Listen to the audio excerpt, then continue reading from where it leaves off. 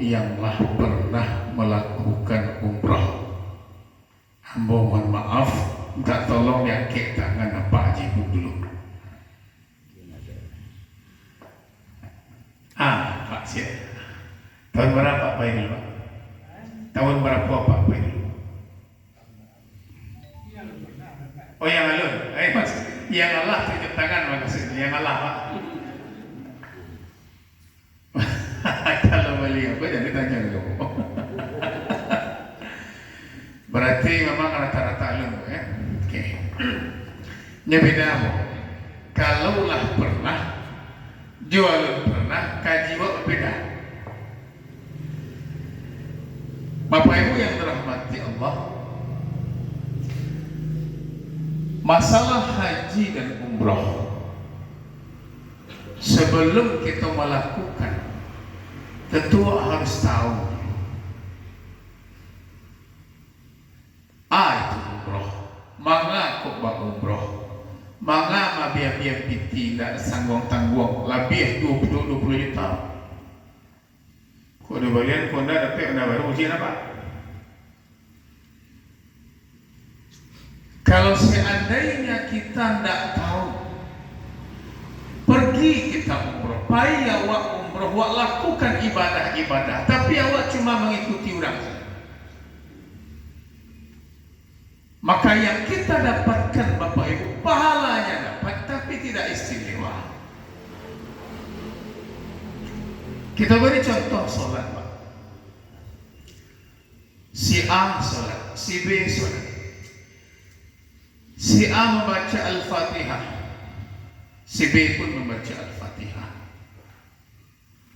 Si A itu pasabana, iramanya Masya Allah, Alhamdulillahirabbil alamin. Si B dah pandai irama Pak, lurus macam. Tapi si B tahu yang nyoba contoh maknanya, tahu hakikat Al-Fatihah itu serupa apa. Yang nyoba contoh tahu Allah jawab. Langsung Allah jawab bacaan Al-Fatihah. Sedangkan si A tidak tahu, tapi ramanya lancar. Tapi dia hanya mengucapkan saja, melafazkan saja ayat yang dibaca sama. Kira-kira ma yang lebih dapat si B. Memang mungkin dia tidak pandai berirama, tapi dia tahu hakikat salat yang dia baca. Si A dia saktiang berirama, tapi dia tidak paham apa yang dia baca. Seperti itulah umroh Pak. Kalau kita paham kenapa kita begini, kenapa kita begitu, maka tentu kesempurnaan ibadah itu akan kita dapatkan. Itu dulu Bapak Ibu. Banyak orang Bapak Ibu, ambo baru bersuruh dengan beliau baru, tapi kami sama-sama orang lama di travel. Ambo cok misi manasik. Tapi banyak orang yang ikut umroh Pak, yang jalik nyepai, nyetawaf, nyesa'i, nyetahallul, nyepakai ihram, sudahnya umroh itu Pak, hanya merokok, balik di dalam hotel, di luar hotel, jalan ke masjid. Berarti apa yang didapatkan? Tak ada lebih insyaAllah. Itilah lebih. Wakatulah bih, badan panik, latihan, tapi tidak membawa apa-apa pulang, rugi kita. Nah, pertama Bapak, apa hukumnya umroh ini? Umroh itu hukumnya wajib. Nah, mungkin ada yang beranggapan umroh itu sunnah. Umroh itu hukumnya wajib. Walillahi 'alan nasi hajjul baiti man istata'a ilaihi sabila wa atimul hajja wal umrata lillah. Ada dua ayat. Umrah itu wajib bagi yang mampu. sama dengan haji. Makanya orang haji pasti melakukan umrah. Orang haji yang datangnya lebih awal ke Baitullah, dia lakukan umrah terlebih dahulu, maka sama hajinya disebut dengan haji tamattu' namanya. Yang harus bersedekah seekor kambing. Orang yang pelaksanaan hajinya agak lambat datangnya sehingga lambat pulangnya, lakukan haji terlebih dahulu, lalu dia melakukan umrah sesudahnya, maka namanya haji ifrad. Ada yang bersamaan, namanya haji qiran. Jadi kalau ada yang bertanya, umroh itu bagi yang mampu tetap wajib. Tapi umroh itu bukan untuk orang kaya, Pak. Tapi umroh adalah orang yang dipanggil oleh Allah, dimuliakan oleh Allah untuk menjadi tamu terhormat di rumahnya. Barang orang sebalik teragak payah serupa Pak Ibu, tapi belum diberikan Allah kesempatan lain. Lalu kenapa Bapak Ibu hari ini duduk dalam masjid ini? Sudah pakai ihram walaupun kita baru sekedar latihan. Karena inilah dia orang-orang yang untuk saat ini Allah muliakan dengan undangannya. Jadi nak sembarang duduk kita rumah. Sama kita jangan beralik. Ibu beralik, anak beralik, anak bujang menikah. Ibu undang orang. Siapa yang ibu undang? Orang yang ada keakraban, orang yang ada kedekatan hati, orang yang kita anggap keluarga kita. Kan itu yang kita undang. Sekarang ibu bapak semua, assalamualaikum ya. Sekarang ibu bapak semua diundang oleh Allah. Berarti ada sesuatu yang berbeda, ada sesuatu yang Allah muliakan Bapak Ibu. Itu makanya Bapak Ibu duduk di situ, bukan begitu bapak tiba. Ikut dulu. Jangan kita kaji bahasa ini, jangan kita kaji bahasa tawaf dulu. Dan kita kaji bahas teknis keberangkatan dulu. Jangan pahami itu dulu. Aku ada cerita Pak. 2008 balik kami melakukan umroh bersama. Biasanya ambo manasik di Masjid Baitul Islam di Lampasi. Ada salah seorang gharib masjid. Beliau yang membersihkan masjid. Umur beliau sudah lebih 60 Pak. Azan semua. Ketika kami membagikan ihram kepada jemaah, kebetulan ihram itu berlebih kecil. Mau sampaikan ke beliau, Pak, kok ihram? Apa bawalah ihramku pulang? Beliau ambil ihram Ustaz. Nih, kok ditanya hati yang tak ada baiknya Ustaz. Tapi itulah kabar-abana lah bukti yang mau gaji yang mau disiko. Gaji $1,500 untuk biaya duit jo anak. Cita-cita nak pergi umroh. Apa mau katakan ke beliau? Di Allah tu yang akan dipanggilnya orang-orang yang mulia Pak. Kalau Allah berkehendak memanggil apa? Bayi nak kabar gaji Pak sebulan berangkat Pak. Nyambil ihram tu manitia ayam matunya nyumpah lu ihram tu nyumpah pulang. Akak tu Pak. Siang malam kalau mau lalu ihram tu selimut Allah. Dan berdoa dia kepada Allah. Corona kan 2019 balik duduk lah. 2019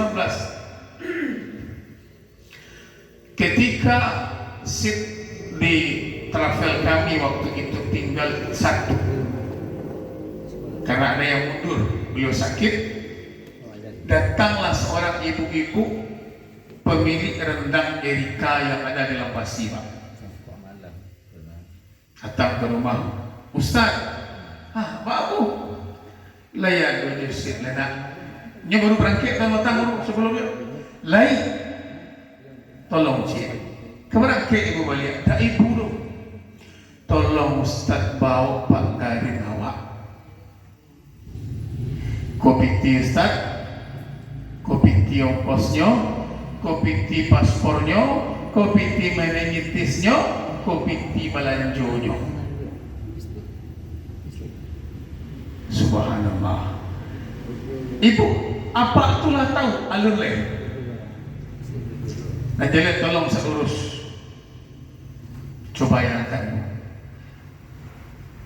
Begitu Allah memilih beliau, disampaikan, Masya Allah, dengan hati yang subhanallah, perasaan yang subhanallah.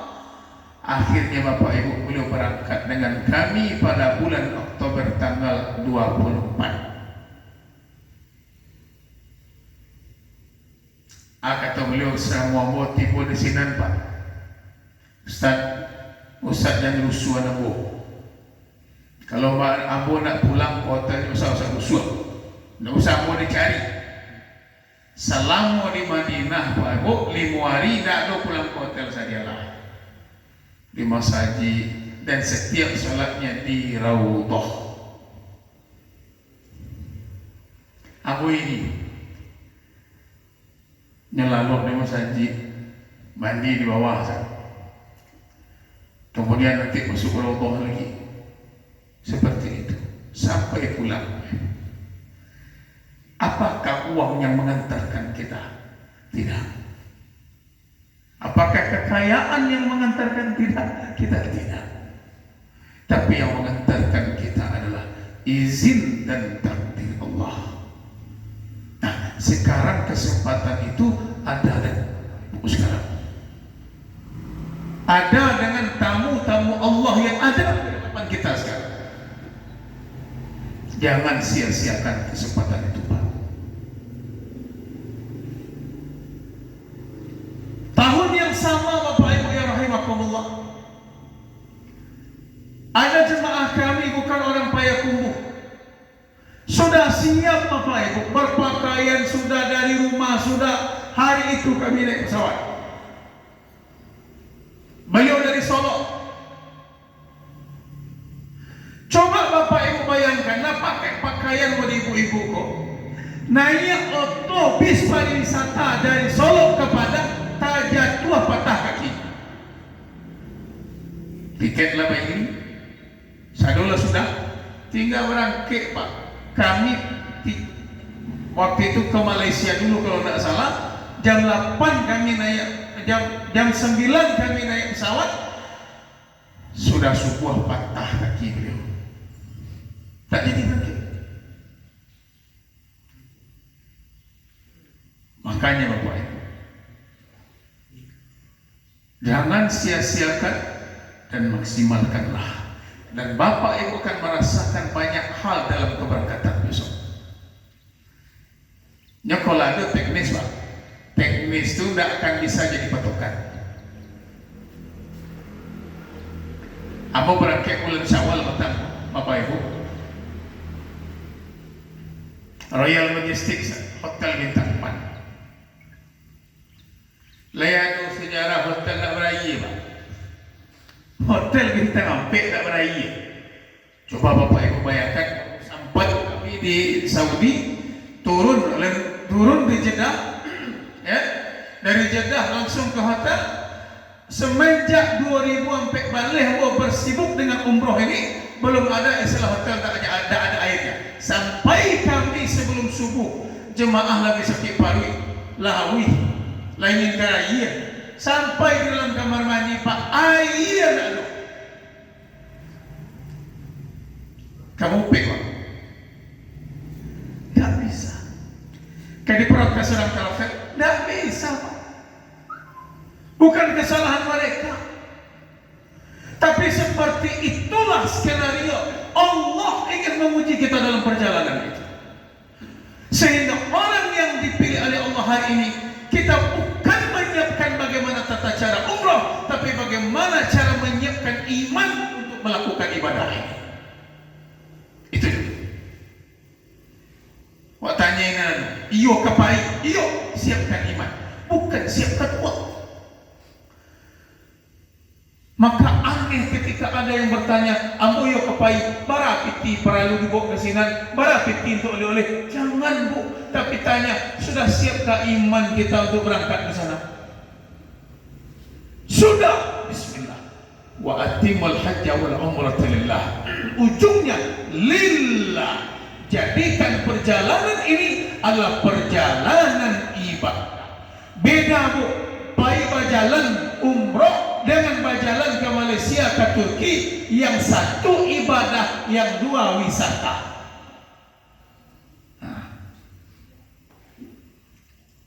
Labara ibu-ibu sekian puluh juta.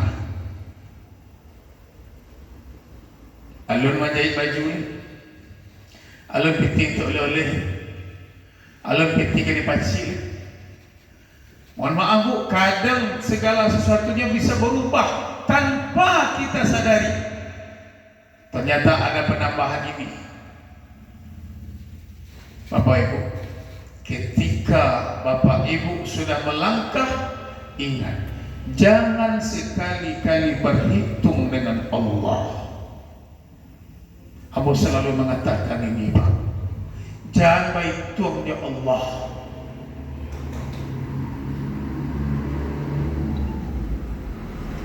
Ada sebagian Bapak Ibu, ketika ada kawan-kawan kita mengatakan, Ustaz, qadarullah tak ada sin gitu. Awak rencana naik layan penuh, harus diundur Ustaz. Harusnya berangkat Sabtu, jadinya berangkat Rabu. Rabu pun tak bisa 12 hari, harus 30 hari. Baca caranya menyampaikan ke jemaah, terpasulah jemaah membayi menambah 900. Kau contoh, oh harga cik jemaah Pak, abang tak mau kau menambah tu lagi. Abang tak mau ikut lagi, abang tak mau ikut lagi, karena sudah dari awal. Betul Pak. Tetapi perlu kita pahami, bahwasanya ini perjalanan ibadah 1.000 rupiah keluar untuk perjalanan kau, sadonya yang dia di akhirat insyaAllah dibalas oleh Allah dengan pahala dan kebaikan. Maka daripada itu, jangan sekali-kali berhitung dengan Allah. Bapak Ibu akan melihat begitu banyak orang meminta-minta nanti di sana. Dari Bapak Ibu berjalan hotel ke Masaji Pak, itu orang-orang petugas kebersihannya minta itu. Kadang-kadang aku juga minta kerja, jangan bu. Kalau ada dia, kalau tidak dia. Karena yang kita berikan itu, kita sedang berinfak di dalam ibadah terbaik Bapak.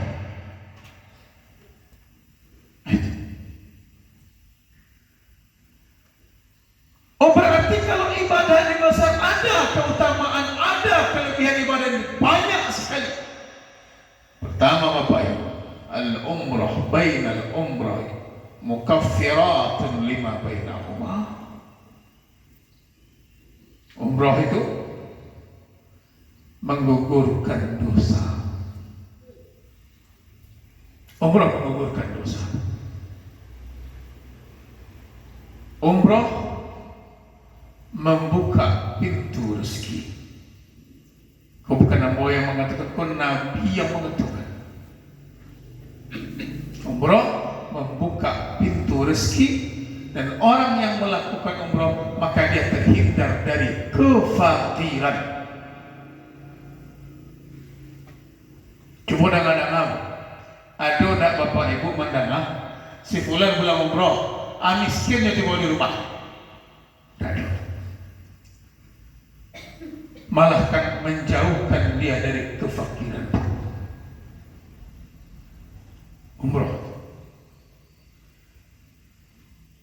Umrah menjadikan ibadah itu terasa manis. Apa mesti terbayang? Kalau memang Bapak Ibu semuanya baru pergi sekarang, ketika masuk ke dalam Masjidil Haram, antara batas masjid dengan pintu masjid itu cukup jauh. Tapi itu dalam Masjidil Haram. Dari dalam atau pintu masjid masuk lagi ke dalam, semakin ke depan Bapak Ibu, maka disitulah tampak Ka'bah yang dibangun oleh Nabi Ibrahim alaihissalam, yang seluruh kita mengarah ibadahnya ke sana. Tampak, maka berderai air mata melihatnya. Berderai air mata melihatnya. Itu nikmat yang paling besar.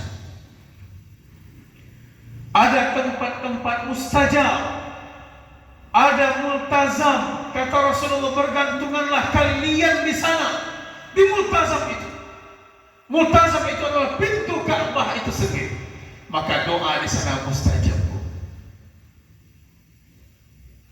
Ada Hijr Ismail.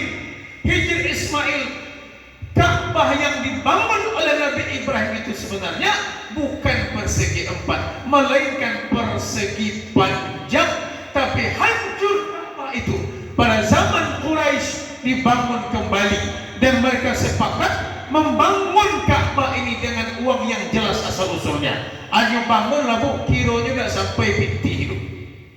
Dia bangun persegi, lalu dia sisakan beberapa tempat yang sebenarnya itu adalah dalam Ka'bah, tapi tidak cukup balik kari saja dan dibatih. Itu yang disebut dengan Hijr Ismail. Disunahkan salat di dalamnya. Tempat doa itu diijabah oleh Allah.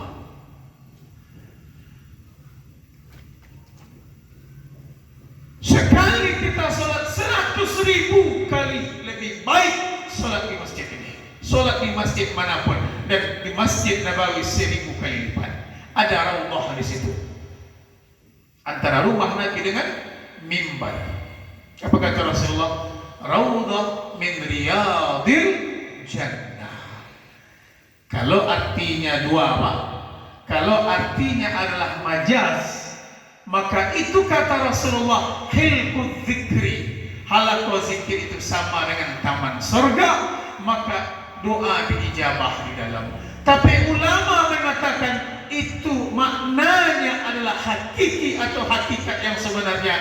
Kalau Nabi mengatakan itu adalah taman surga, maka demi Allah, Bapak Ibu semua merasakan masuk ke salah satu taman surga yang Allah letakkan di atas dunia. Terus jadi masuk surga, Ustaz, kalau kita pahami dengan makna hakiki, jawabannya iya. Doa yang Allah lakukan di situ, sholat 2 rakaat, berdoalah kepada Allah, minta apa saja. Makanya aku katakan ya, ini perjuangan, bukan wisata. Ini mau orang ramai sebalik, dah mungkin senang dong, panik itu dan itu tidak siap, Pak. Aku pernah untuk jemaah orang kaya, Pak, memberangkaikan 10 orang, Pak. 10 orang memberangkaikan. Tiba ke masuk orang itu, namunya masuk. Yang mau kurang siap, jadi sabana sakit sedikit. Itulah, begitulah caranya Allah. Jadi kalau kita sudah merasakan itu, ini adalah ibadah, ini adalah perjalanan ibadah, maka bismillah kita Bapak. Bismillah. Nah, Abu pernah, Pak, membawa jemaah dari rumah Wasaki ke Karena memang qadarullah sejak kita Abu Asma. Bangki Asma, Pak. Dia istri nak boleh apa? Tak usah apa? Biku bertambah menjadinya di situ. Kamu katakan tak mungkin kamu meninggalkan jemaah. Tubaah tetap baik. Maka dimasukkanlah ke dalam tas tenteng itu apa namanya yang untuk nemu Pak? Kok nyampang tersasak pakai itu? Oksigen. Sampai yang hari pertama di Madinah Pak, kami sampai subuh. Zuhur bola sakit Pak, timbul sakit tadi. Akhirnya setelah zuhur, sebelum asar, tak taluk dah bawa ke masjid. Mang tak lalu terkapar. Jemaah lalu suah. Siapa yang memimpin kami? Kau awak memimpin Ustaz Gompa ya? Akhirnya, ambo istirahat, berdoa Pak. Ya Allah, ikut perjalanan ibadah. Engkau amanahkan aku membimbing jemaah. Tolong ya Allah. La haula wa la quwata illa billah. Anta syafi. Ya, engkau adalah yang mengobati. La syifaa illa syifaa. Tidak ada obat selain obat engkau yang menyembuhkan. Tak kalau aku Pak, kau nak buat-buat Pak. Allah saksi. Tak kalau aku asal tak jago sebelum maghrib Pak, duduk sampu ambo orang sudah pacu lari olahraga main badminton segar kuat badan tu sehat Pak. Syukur Pak. Nah, itulah banyak sekali rentetan peristiwa yang akan Bapak Ibu rasakan nanti. Nah, bisa disambungkan Ustaz. Oke. Sekarang Bapak Ibu baru kita masuk ke teknis. Ya. Izinkan aku tagakan. Pertama Bapak Ibu yang dirahmati Allah, kalau rasanya payah geser ibu kemari. Ya meja aku geser kemari dah.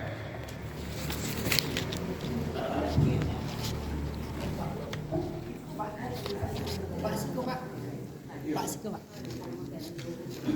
Yo, maafkan niat aja lah Bapak Ibu-ibu. Kok. Sudah.